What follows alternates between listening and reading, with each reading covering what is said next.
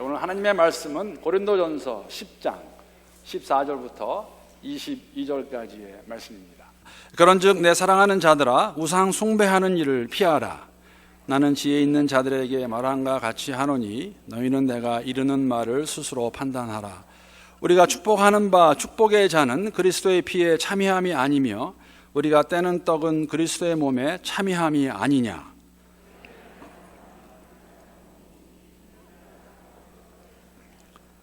육신을 따라 난 이스라엘을 보라. 제물을 먹는 자들이 제단에 참여하는 자들이 아니냐.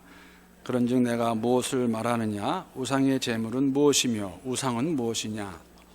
무릇 이방인이 제사하는 것은 귀신에게 하는 것이요 하나님께 제사하는 것이 아니니 나는 너희가 귀신과 교제하는 자가 되기를 원하지 아니하노라. 너희가 주의 잔과 귀신의 잔을 겸하여 마시지 못하고 주의 식탁과 귀신의 식탁에 겸하여 참여하지 못하리라. 우리 함께 읽겠습니다.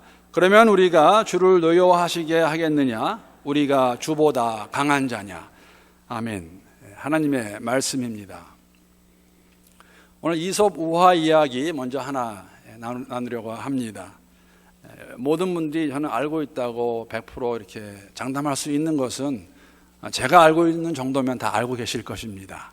다만 문제는 아니죠. 우리가 이런 이솝 이야기 같은 걸 들을 때에 누가 전하냐에 따라서 그 내용이 조금씩은 달라질 수 있다는 것 먼저 미리 말씀을 드리겠습니다.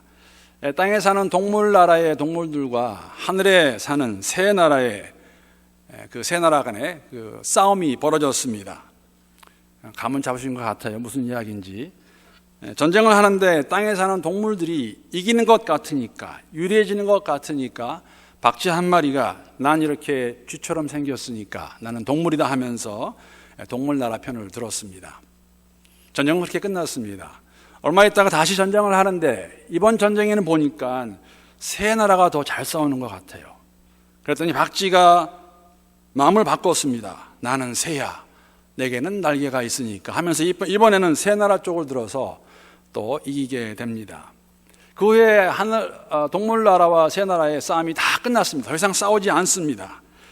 그 땅에 평화가 왔습니다. 그랬더니 동물 나라들과 땅에 사는 동물들과 하늘에 사는 새들이 이구동성으로 그 박쥐에게 말합니다. 딱 세자 말했어요. 너 나가. 이리 갔다 저리 갔다 한 그 박쥐를 보면서 아무도 받아주지 아니하였고, 그 결과로 박쥐는 여러분이 아시는 것 같이 어두운 동굴 안에서 있다가 밤에만 활동하는 그러한 이솝 우화 이야기를 여러분이 기억하실 것입니다. 우스운 이야기지만 저는 지금도 박쥐를 마주치게 되면 이 생각이 나면서 쟤들이 그래서 동굴에서 살고 있구나 라는 생각을 저는 갖습니다. 혹시 여러분 가운데서도 그런 분 계신지 모르겠어요. 저는 이 이솝 우화 이야기의 교훈을 양다리 걸치기라고 보았습니다. 양다리 걸치기. 자신의 이익을 위해서는 이쪽에다 갈 수도 있고 저쪽에다 갈 수도 있고 그러한 모습이 아닌가 생각합니다. 여러분, 양다리 걸치기가 무엇입니까?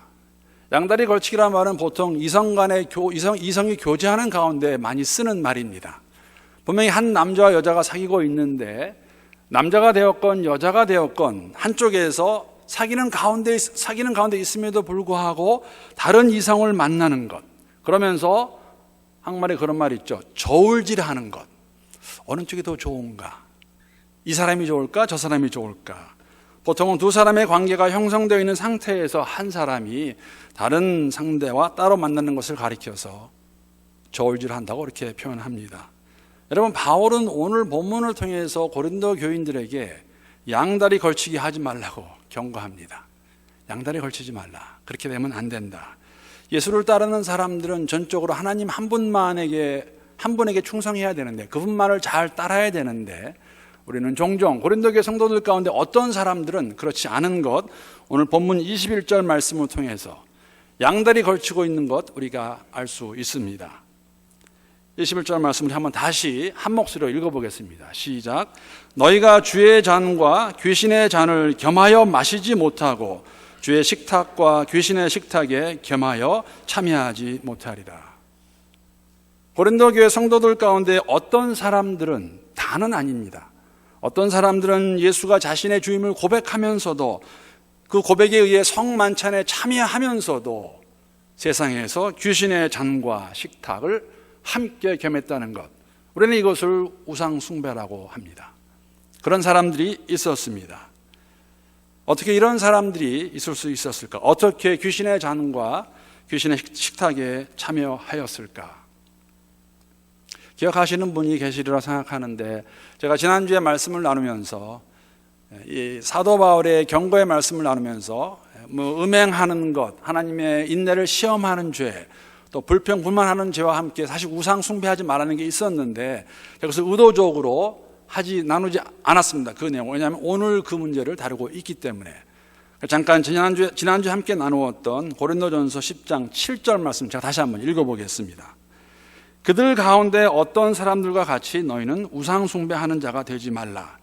기록된 바 백성이 앉아서 먹고 마시며 일어나서 뛰놀다 함과 같으니라 라고 이렇게 기록하고 있습니다. 여러분, 이 장면은 우리가 잘 알고 있는 장면입니다. 이스라엘 백성들이 시내 광야에서 금송아지 만들어 놓고 그 앞에서 먹고 마시고 춤추던 장면, 그 사건을 가리키고 있습니다.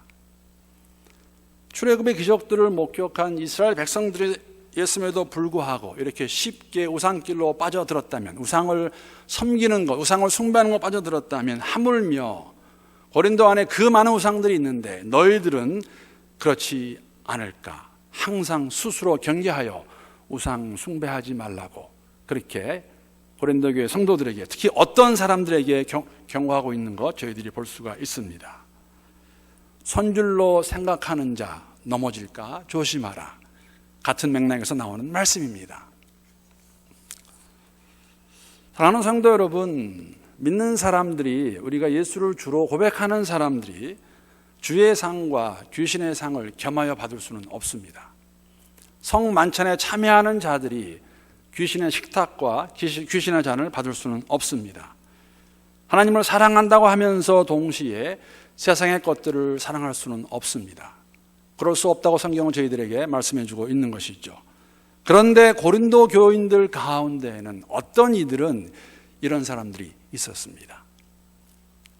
그들뿐이 아니었지요. 이스라엘 백성들 가운데서도 그런 사람들이 있었습니다. 그렇다면 여러분과 저는 어떠할까? 우리는 과연 그러하지 않을까? 우리가 물론 바라고 기도하는 것은 그렇지 않기를 바라는 것이죠. 그러나 우리의 삶을 점검해 보았을 때 그러한 모습이 없다고 고백할 수 없는 우리의 마음, 우리는 다 잘 알고 있지 않습니까? 여러분, 이렇게 우상 숭배하게 되면 사실 하나님을 노여워하게 한다고 그렇게 말하고 있습니다. 왜 노여워하실까? 우리 하나님은 질투하시는 하나님이시기 때문에 그렇습니다. 여러분, 하나님이 질투하시게 되면 어떻게 되는지 아세요? 질투하시는 하나님은 그 책임을 물으시고 대가를 치르게 하십니다. 요새 이 새벽마다 저희가 사사기를 함께 묵상하고 있습니다. 가나안 땅에 들어와서 땅을 정복하고 정착하여 또 정복하는 그 모습 가운데서 분명히 하나님께서 복을 주시겠다고 말씀하셨는데, 주셨던 복도 빼앗겠다고 돌이키시겠다고 하시는 그러한 말씀이 있는 거, 여호수아 24장에서 우리가 찾아볼 수 있습니다. 여호수아 24장 19절 20절 말씀 제가 한번 읽어보겠습니다. 여호수아가 백성에게 이르되 너희가 여호와를 능히 섬기지 못할 것은 그는 거룩하신 하나님이시요 질투하시는 하나님이시라. 너희의 잘못과 죄들을 사하지 아니하실 것임이라. 만일 너희가 여호와를 버리고 이방신들을 섬기면 너희에게 복을 내리신 후에라도 돌이켜 너희에게 재앙을 내리시고 너희를 멸하시리라 하니. 출애굽시키신 하나님, 가나안 땅에, 적과 꿀이 흐르는 그 가나안 땅에 들어가시게 하셨지만, 만약에 너희들이 나를 잊어버리고 이방신들을 섬기면 내가 주었던 복도 돌이켜 생각하고 책임 물으실 것이고 재앙을 내리실 것이고 멸하시겠다고 말씀하십니다. 질투하시는 하나님이십니다. 자신을 저버리고 배반하고 이방신들을 섬기는 이스라엘 백성들을 죽음으로 물으셨고 대가를 치르게 하셨습니다. 고린도 교회 성도들에게도 동일한 것을 본보기로 삼아 경고하고 계시는 하나님. 사실 우리는 이렇게 질투하시는 하나님에 대해서 지난주에 본문을 통해서 미리 이미 벌써 맛을 보았습니다. 그렇지 않습니까? 왜 사도 바울이 이스라엘 백성들의 실패한 것들을 본보기로 삼아서 거울로 삼아서 고린도 교회 성도들에게 경고하고 있을까? 사실은 엄청난 경고입니다. 여러분, 그렇기 때문에 저는 이런 질문을 던져보았습니다. 사도 바울이 이렇게 엄청난 경고를 하는 이 경고의 마지막은 죽음이라는 것이죠. 물론 그냥 죽진 않겠지만 하나님께서 그 책임을 물으시겠다는 그러한 말씀입니다. 이러한 사도 바울의 의도가 무엇이었을까? 혹시라도 우리가 이미 알고 있다시피 성도들 가운데 사도 바울의 사도직을 의심하는 사람들이 있었습니다. 그것을 알고 있는 사도 바울이 개인적으로 앙심을 품고 책망을 하는 것일까? 물론 말은 그렇게 하지 않았지만 자신의 선교사에게 물질적으로 참여하지 않고 있는 고린도 교인들을 보면서 아주 짠 그들을 향해서 책망하는 것이 아닐까? 이런 것이 의도가 아닐까? 도대체 이렇게 엄청난 경고를 하는 사도 바울의 인텐션은 무엇이었을까? 의도가 무엇일까? 여러분 궁금하지 않으세요? 어떨 때는 누가 나한테 경고하게 되면 의심스럽잖아요. 저 사람 왜 나한테 이런 말 하는 거야? 오늘 본문 시작에서 우리는 사도 바울의 의도를, 인텐션을 알 수가 있습니다. 여러분, 사도 바울이 고린도 교회 성도들 향해서 무엇이라고 부릅니까? 그런즉 사랑하는 자들아 라고 그렇게 부릅니다. 이 못된 자들아 그렇게 부르지 않습니다. 벌을 받아 마땅한 자들아 그렇게 쓰지도 않습니다. 한국말에 그런 말이 있죠. 배은망덕한 자들아, 어떻게 너희들이 그럴 수가 있느냐 하지 않고 이 고린도 교회 성도들을 향하여서 그가 부르는 단어는, 부르는 명칭은 무엇이냐면 사랑하는 자들이라는 것입니다. 여러분, 여기 사랑하는 자들의 사랑은 아가페입니다. 아가페 사랑입니다. 사도 바울이 이렇게 고린도 교회 성도들에게 책망하는 이유는, 경고하는 이유는 그들을 향한 사랑이 인텐션인 것이죠. 왜? 사도 바울은 하나님의 사랑을 먼저 경험했었기 때문에, 그것을 알고 있기 때문에 그 사랑으로, 물론 경고의 말에는 아픔이 있고 책망하는 톤이 들어가 있습니다. 엄청난 얘기라고 말씀을 드렸습니다. 너희들이 이렇게 하면은 이스라엘 백성들이 한 것 같이 너희들도 하면 너희들도 망하리라는 것입니다. 하나님이 책임을 물으시겠다는 그런 말이지만 그거의 의도는, 그러한 경고의 인텐션은 그들을 사랑하기 때문에 사랑하는 자들아, 아가페 사랑입니다. 하나님의 사랑입니다. 하나님의 사랑이 어떠한 사랑입니까? 여러분과 저와 같은 자를 불순종하여서 죽음 가운데 있던 자들을 그대로 내버려 두지 아니하시고 아들을 우리에게 주신 하나님의 사랑입니다. 사울 같은 자가, 우리가 너무나 잘 알고 있지 않습니까? 사울은 하나님의 사랑을 맛볼 만한, 받을 만한 조건이 하나도 없었습니다. 너무나 잘 아는 이야기입니다. 그러한 사울에게 먼저 나타나신 사랑, 그 사랑이 아가페 사랑입니다. 그 사랑을 경험했기 때문에, 그것을 알고 있기 때문에 사도 바울은 그 어떤 어려움이 온다 할지라도 내 목숨까지도 다 내어놓고 이 복음 예수를 전하겠다 할 수 있는 그 이유는, 그 파운데이션은 하나님의 사랑이라는 것이죠. 그래서 이 고린도 교회 성도들에게 그렇게 부릅니다. 사랑하는 자들아. 그대로 놔두면은, 그들이 우상을 섬기고 있다면, 그들이 음행하고 있다면, 하나님을 시험하고 있다면, 하나님의 인내를 시험하고 있다면, 불평과 불만으로 가득 찬 삶을 산다면 그들이 다름질을 잘하지 못할 텐데, 경주를 잘하지 못하면 상급이 없을 텐데, 이룰 수도 있는데, 그러한 마음으로, 그들을 사랑하는 마음으로, 그런즉 내 사랑하는 자들아 우상 숭배하는 일을 떠나라 라고 말합니다. 떠나라, 하지 말라는 것이죠. 여러분, 우상이 무엇입니까? 일반적으로 우리가 우상을 무엇이라고 말하냐면 나무가 되었건 돌이 되었건 쇠붙이가 되었건 흙이 되었건 이러한 것들을 가지고 어떤 특정한 물건이나 아니면 동물의 모양이나 아니면 사람의 모양이나 어떨 때는 사람과 동물을 합쳐가지고 만들어낸 그것이, 그래서 신처럼 숭배하는 것, 그것이 우상입니다. 우상이란 말을 사실 영어로 보게 되면은 그 안에 하나님의 형상과 우상 그 단어에 참 그 신비함이 있습니다. 영어로 보게 되면 이제 그 carved image라고 되어 있습니다. carve라는 것은 깎다, 조각하다는 그런 의미가 다 있는데, 하나님은 우리를 하나님의 형상, 하나님의 이미지로 만드셨습니다. 근데 형상으로 이미지로 지음받은 우리는 우리 손을 가지고 우리의 손으로 쪼아서 주물러서 깎아서 조각해서 만들어 놓은 것, 그것이 우상입니다. 그 우상을 숭배하지 말라는 것이죠. 하나님은 우리를 당신의 형상으로 만드셨는데 우리는 우리 손을 가지고, 지음받은 손을 가지고 또 무엇을 만들어서 우리의 손으로 조각해서 만들어서 그것을 하나님을 대신하게 하는 것, 우상입니다. 여러분, 이 우상이라는 단어 그리고 형상이라는 단어는 사실은 헬라어로 보게 되면은, 히브리어로 보게 되면은 동일한 단어입니다. 근데 하나님의 형상이라는 것은 성경에 딱 4번 나옵니다. 다 창세기에 나오고, 창세기에 나올 때마다 언제 쓰고 있냐면 하나님께서 우리를 만드실 때만 사용한 단어가 하나님의 형상입니다. 그 다음에 나오지 않습니다. 4번 나오는데, 그런데 여러분, 그 히브리어가 좀 어려운 건 사실이에요.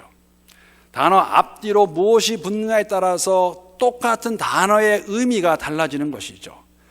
형상이라는, 이미지라는 단어가 하나님과 함께하면 하나님의 형상이지만 그대로 쓰이든지 다른 것이 붙게 되면 우리가 성경을 번역할 때 어떻게 번역하면 그것이 다 모두 우상으로 번역이 됩니다. 즉, 하나님의 형상을 지은 우리가 하나님이 빠지는 것을 가지고, 하나님이 함께하지 않는 것을, 그것을 대상으로 살아가게 되면 그것은 다 우상이라는 것이죠. 우상 숭배하지 말라. 하나님이 가장 싫어하시는 행동입니다.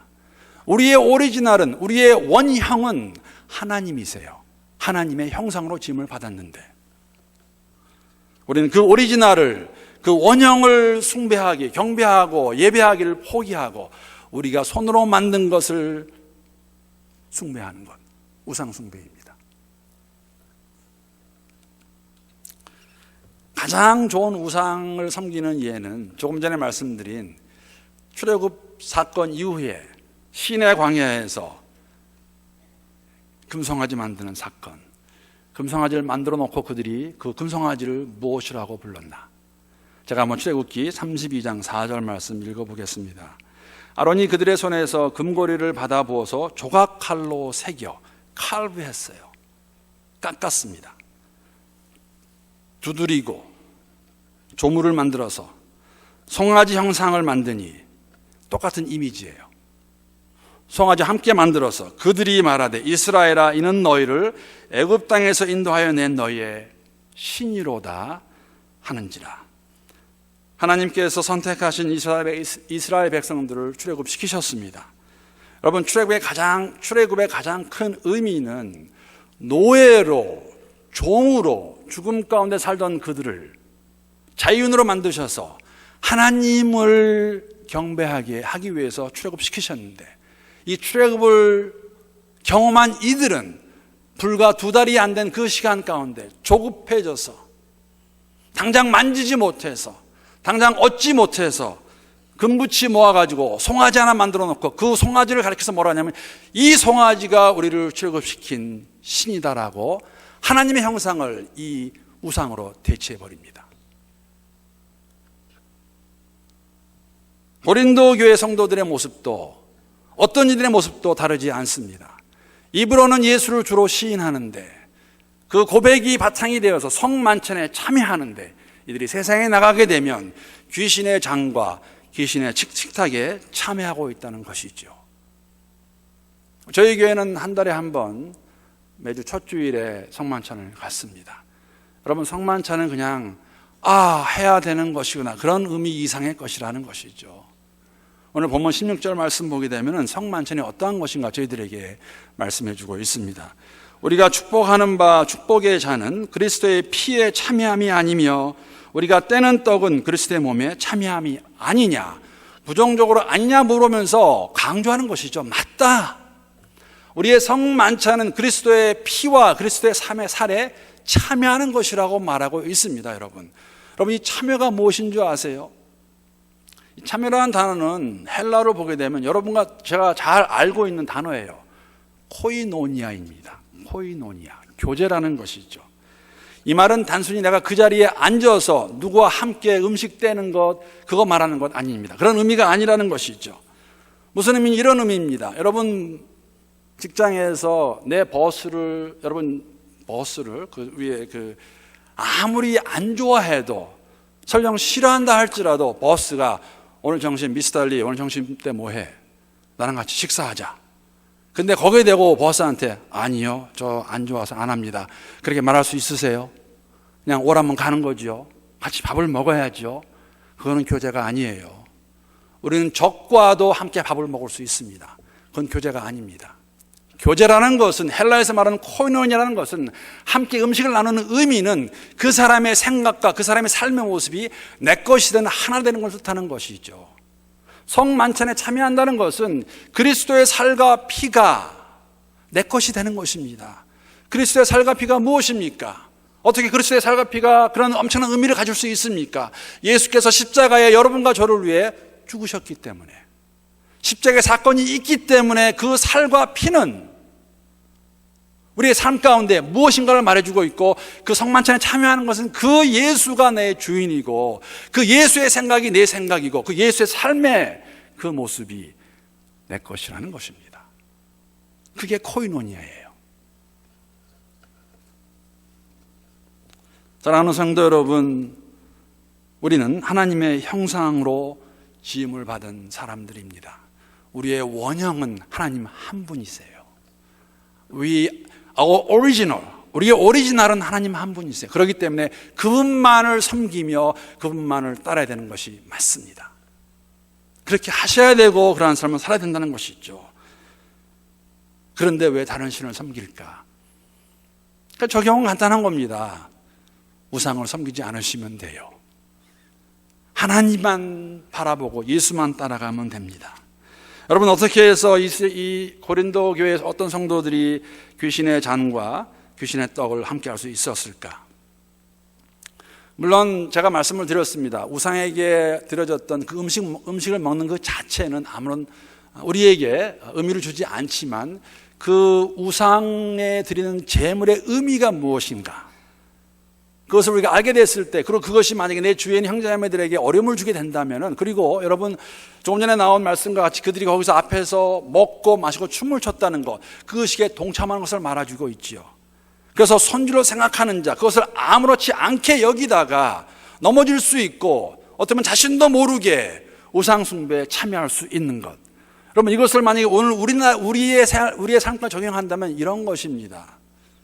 여러분, 여러분이나 예수를 안 믿는 사람이나 예수 믿는 사람이나 예수 안 믿는 사람이나 열심히 일을 해야 우리에게 주어지는 것은 돈입니다. 셀러리예요.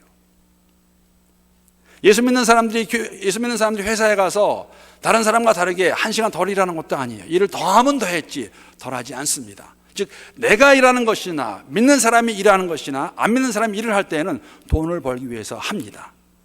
그런데 언제 우상이 되는가 하면, 어느 순간에 내가 보니까 내가 열심히 일하는 목적이 돈을 더 많이 벌기 위한 것이라면, 그것만이 목적이라면 그 돈이 우상 숭배가 되는 것이죠. 그것만은 목적이 될 수 없다는 것입니다. 하나님과 우상을 주의 성만찬과 귀신의 잔과 떡을 함께 받을 수 없습니다. 성경에서 이것을 가장 잘 설명하고 있는 구절은 마태복음에 나옵니다. 여러분 다 아시는 말씀이에요. 주의 백성으로 살면서 두 주인을 섬길 수 없다라고 말씀하십니다. 한쪽을 미워하면 다른 쪽을 사랑하거나, 한쪽을 중히 여기면 다른 쪽을 업신여겨야 된다고 말씀하십니다. 이것을 성경에서는 하나님과 재물을 함께 동시에 아울러 섬길 수 없다고 저희들에게 말씀하고 계시는데, 이 말씀은 예수님의 말씀이세요. 일을 하지 말라는 의미도 아니고 돈을 벌지 말라는 의미도 절대 아닙니다. 열심히 일하는데 돈 그 자체가 우리의 삶의 목적이 된다면 그것이 내 주인이 되는 것이고, 그것은 우상 숭배라는 것이죠. 사랑하는 성도 여러분, 하나님과 우상을 함께 섬길 수 없습니다. 여러분과 저는 정말 우상을 섬기고 있지 않을까? 오늘날의 우상은 무엇일까? 오늘날의 우상이 무엇일까요? 여러분, 우리는 금송아지 앞에 절하지 않습니다.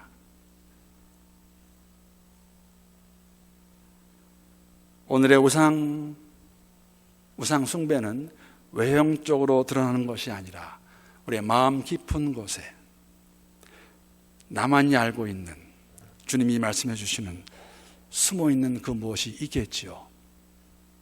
각자가 다르리라 생각합니다. 하나님보다 더 사랑하는 것이 있다면 눈으로 보이지 않는다 할지라도, 외형적으로 아무리 보아도 볼 수 없다 할지라도 그것이 우리의 우상이 될 것입니다. 보이는 그 어떠한 것보다도 가장 양력 있는, 가장 강한 힘을 발휘할 수 있는 그 무엇, 그것이 예수가 아니라면 그것이 우상입니다. 무엇입니까? 물론 우리가 이 우상을 말할 때에 우리가 많이 들어서 알고 있는, 조금 전에도 말씀드린 것 같이 재물이 될 수도 있고 지식이 될 수도 있고 권력이 될 수 있습니다. 우리가 주를 바라보며 다름질하는 데 방해가 되는 것들, 잘 다름질하지 못하게 하는 것들, 그것이 우상입니다. 어떤 설교자가 이 우상, 이러한 모든 것보다 가장 원초적인 우상이 있다라고 설명을 하면서 그것을 무엇이라고 말했냐면 자기애적 욕망이라고 그렇게 표현을 했습니다. 자기애적 욕망. 자신을 사랑하는 것, 자신이 위주가 되어서, 자신이 중심이 되어서 그 욕망을 따라가는 삶은 우상 숭배한다는 삶이지요. 쉽게 말씀드리면 여러분, 저와 여러분의 삶 가운데서 나라는 내 존재가 우상이 될 수 있습니다. 여러분, 우리의 원형은 내가 아니에요. 여러분과 저의 오리지널은 하나님이세요. 하나님만을 우리가 숭배해야 됩니다. 하나님만을 섬겨야 되는 건데, 우리는 우리를 섬길 수 있어요. 내 삶에 충실하게, 내 감정에 충실하게 나를 위해 살 수 있다는 것이죠. 그러기에 그리스도 예수 안에서 우리가 가는 이 삶은 원래 원형, 오리지널을 더 닮아가는 삶이에요. 이것이 성숙입니다. 성찬식에 참여하는 사랑하는 성도 여러분, 그리스도의 살과 피에 참여하는 일을 말하고 있습니다. 그리스도의 살과 피는 십자가의 사건을 의미합니다. 십자가의 사건은 자신을 버리고 자신의 몸과 피를 우리를 위해 주신 예수의 사랑과 희생으로 온전하게 이루어진 사건을 의미하고 있습니다. 이 십자가의 사건이 우리의 삶 가운데 역사할 때, 일하실 때 우리는 우상으로부터 멀어져가는 삶을 살 수 있다는 것이죠. 선줄로 생각하면 넘어질까 조심하라. 여러분, 우리는 오늘이라는 하루를 맞이하면서 질문을 해야 됩니다. 나는 오늘 누구를 위해, 무엇을 위해 살고 있는가? 나를 위해 살고 있는가? 정말로 주님을 위해서, 주의 나라를 위해서, 그 원형을 보는 가운데 이 오리지널로 돌아가기 위해서 이 삶을 살고 있는가? 사랑하는 성도 여러분, 우리 하나님은 좋으신 하나님이세요. 당신의 자녀들이 다름질을 잘할 수 있기를 원하십니다. 잘 달려서 큰 상급 받기 원하십니다. 다름질하는 가운데 이러한 장애물이 있고 이러한 것들이 있으면 이러한 것들을 다 없애주기를 원하세요. 넘어지는 거 원치 않으십니다. 그렇기 때문에 고린도 교회 성도들에게 이스라엘의 그 사건들을 본보기로 삼아서 너희가 보아라, 이렇게 일어났다 하지 말라고 말씀하시고, 오늘 우리에게는 고린도 전서의 말씀을 통해서 우리의 삶 가운데 하나님 외에 하나님보다 더 좋아하는 그 무엇이 있다면 그것이 우상임을 보고 깨닫고 던져버리고 아니라고 외치면서 하나님 앞에서 부르짖으면서 예수를 잘 따라갈 수 있는 그러한 여러분과 제가 될 수 있기를, 그러한 복을 풍성히 누리며 살아가는 우리 모두가 될 수 있기를 우리 주님의 이름으로 축복합니다.